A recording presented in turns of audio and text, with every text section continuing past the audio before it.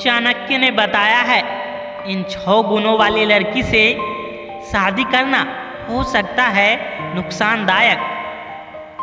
आचार्य चाणक्य भारत ही नहीं दुनिया के सबसे पहले महान अर्थशास्त्री और दार्शनिक थे। आचार्य चाणक्य ने अर्थशास्त्र, राजनीति, कूटनीति के अलावा व्यवहारिक जीवन की भी कई बातें बताई है। उनके वचन और नीतियाँ आज भी मनुष्य के मुश्किल वक्त में काफ़ी मददगार साबित होती है। आचार्य चाणक्य की गुड बातें और नीतियाँ आज के समाज के लिए काफ़ी उपयोगी है। चाणक्य ने अपनी नीतियों में बड़ों, बुजुर्गों, बच्चों सभी के लिए कोई न कोई सीख दी है, जिस पर अमल कर आदमी अपने जीवन को संवार सकता है। आज हम आपको चाणक्य की वे गुड बातें बताते हैं, जिनका पालन कर आप भी अपने घर को सुख समृद्धि से भर सकते हैं। चाणक्य की नीति भले ही कठोर क्यों न हो, लेकिन उसमें जीवन की सच्चाइयाँ छिपी हुई होती है। चाणक्य नीति के मुताबिक शादी को लेकर पुरुष के साथ साथ स्त्री पक्ष को भी सतर्क रहना चाहिए और काफ़ी विचार विमर्श के बाद ही कोई अंतिम फैसला करना चाहिए। शादी को लेकर चाणक्य की बड़ी बातें।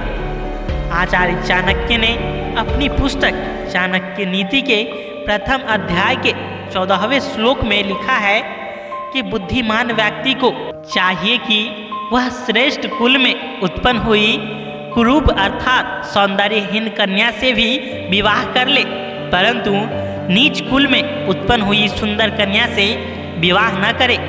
वैसे भी विवाह अपने समान कुल में ही करना चाहिए। आचार्य चाणक्य का कहना है कि शादी विवाह के लिए लोग सुंदर कन्या देखने के चक्कर में कन्या के गुण और उसके कुल की अनदेखी कर देते हैं। ऐसी कन्या से विवाह करना सदा ही दुखदायी होता है, क्योंकि नीच कुल की कन्या के संस्कार भी नीच ही होंगे। उसके सोचने, बातचीत करने या उठने बैठने का स्तर निम्न होगा, जबकि उच्च और श्रेष्ठ कुल की कन्या का आचरण अपने कुल के मुताबिक होगा। भले ही वह कन्या कुरूप और सौंदर्यहीन ही क्यों न हो। आचार्य चाणक्य के मुताबिक ऊंचे कुल की कन्या अपने कामों से अपने कुल का मान बढ़ाएगी, जबकि नीच कुल की कन्या तो अपने व्यवहार से परिवार की प्रतिष्ठा कम करेगी। वैसे भी विवाह सदा अपने समान कुल में ही करना उचित होता है, अपने से नीच कुल में नहीं। यहाँ कुल का मतलब धन संपत्ति से नहीं, बल्कि परिवार के चरित्र से है। चाणक्य नीति के प्रथम अध्याय के 16वें श्लोक के मुताबिक विष में भी यदि अमृत हो तो उसे ग्रहण कर लेना अच्छा होता है।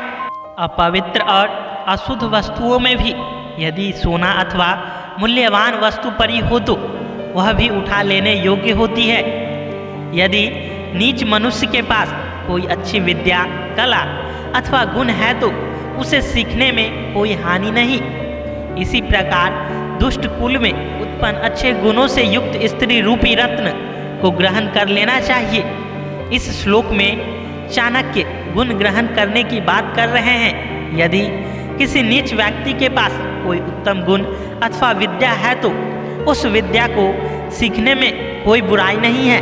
अर्थात व्यक्ति को सदैव इस बात का प्रयत्न होना चाहिए कि जहाँ से उसे किसी अच्छी वस्तु की प्राप्ति हो, अच्छे गुणों और कला को सीखने का अवसर प्राप्त हो, तो उसे हाथ से जाने नहीं देना चाहिए। विष में अमृत और गंदगी में सोने से तात्पर्य नीच के पास गुण से है, जबकि एक अन्य श्लोक में आचार्य चाणक्य ने लिखा है कि पुरुषों की अपेक्षा स्त्रियों का आहार अर्थात भोजन 2 गुना होता है, बुद्धि 4 गुनी, साहस 6 गुना और काम वासना 8 गुना होती है। आचार्य चाणक्य ने इस श्लोक के द्वारा स्त्री की कई विशेषताओं को उजागर किया है। स्त्री के ये ऐसे पक्ष हैं जिन पर सामान्य रूप से लोगों की दृष्टि नहीं जाती।